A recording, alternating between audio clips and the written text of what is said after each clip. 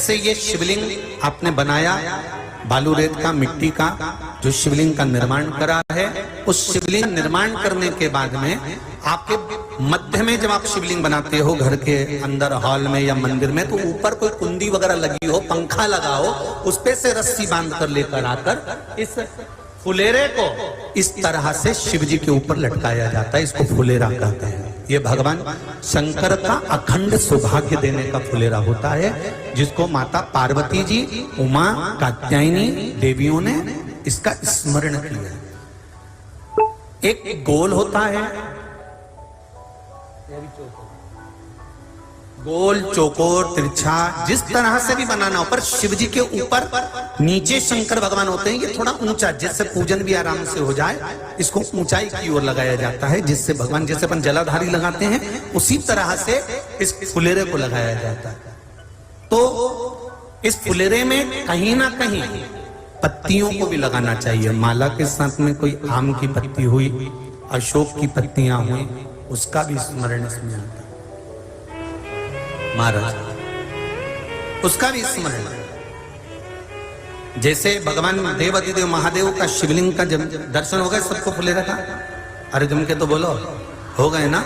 और जितने लोग आस्था पर सुन रहे हैं, जितने लोग फेसबुक यूट्यूब पर सुन रहे हैं, अगर आपके स्मरण में फुलेरा नहीं हो तो उसका दर्शन अवश्य करिएगा।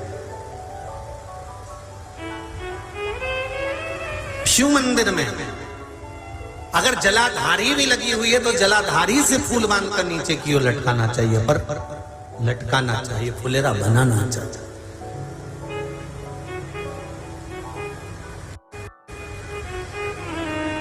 सात फल हैं फुलेरा। कितने फल हैं? 7। ध्यान दीजिएगा। पहला, फुलेरा जो नारी व्रत करती आती है और व्रत कर्म उसका चलता रहता है, उस व्रत कर्म के अंतर्गत मान लो किसी कारणवश बीमारी में, कोई गमी के अंतर, कोई सूतक सावड़ के अंतर्गत अगर नारी पूजन नहीं कर पाती है, पूजन नहीं कर पाई और उसने केवल फुलेरे का दर्शन ही कर लिया, अपने पलंग पर पड़ी पड़ी भी फुलेरे का दर्शन कर लिया है, तो नारी को हरतालिका तीज के व्रत का फल प्राप्त हो जाता है।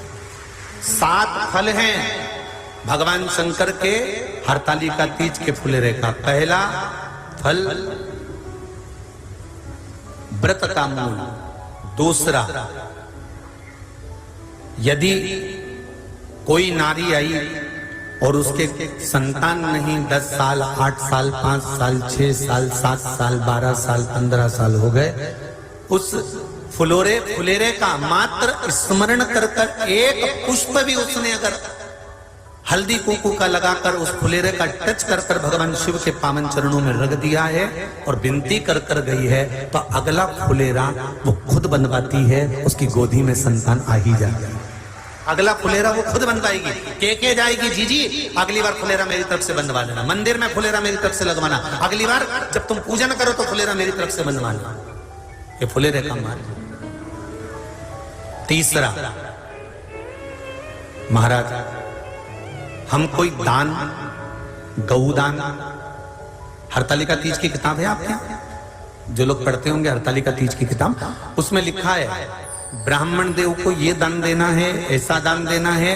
अब कोई गरीब है, कोई साधारण है, नहीं है किसी की कैपेसिटी, नहीं दे सकता, तो क्या होता है? तो कहा हम गौदान नहीं कर पाते, हम स्वर्ण दान नहीं कर पाते, हम वस्त्र दान नहीं कर पाते, हम मुद्रा दान नहीं कर पाते, हम अन्न दान नहीं कर पाते। हम ये सारे दान अगर नहीं भी कर पाते हैं तो शिव महापुराण की कथा कहती है तीसरा फल फुलेरे का है कि मात्र फुलेरे का दर्शन, स्पर्श कर लेने से सारे दानों का पुण्य फल प्राप्त हो जाता है। ये तीसरा फल फुलेरे।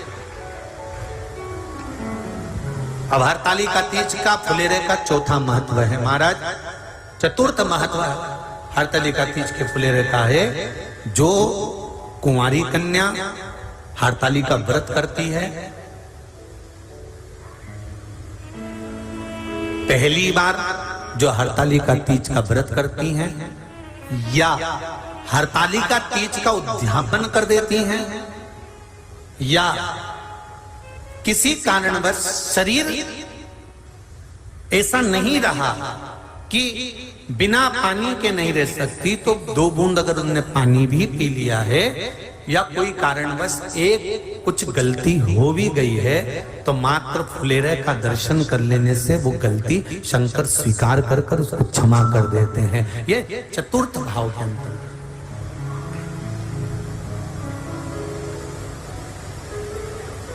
फुलेरे का अगला वर्णन करा गया महाराज शिव तत्व की ओर, शंकर भगवान की ओर। हम ना काशी जा सकते हैं, हम ना सोमनाथ जा सकते हैं, हम ना किसी स्थान पर जाकर एकांत में भगवान शंकर का स्मरण कर सकते हैं। मान लो हमें एकांत में बैठकर शिव की भक्ति करना है, किसी मंदिर में किसी देवालय में जाकर भक्ति करना है, तो फुलेरे का मात्र दर्शन करने से, पूजन स्मरण करने से उस भक्ति का फल भी हमारे खाते में आ जाता है। और फिर अगला आखिरी का जो वर्णन किया गया है वो कहा गया कि पार्वती मैया गुफा में जाकर भगवान का भजन करती थी, शिव का स्मरण करती थी, और फिर अपनी सहेलियों के साथ बैठकर शंकर का स्मरण करा, जिसका फल पार्वती को मिला। तो कहा हम ना किसी गुफा में प्रवेश कर सकते हैं, ना हम किसी गुफा में या जंगल में जा सकते हैं।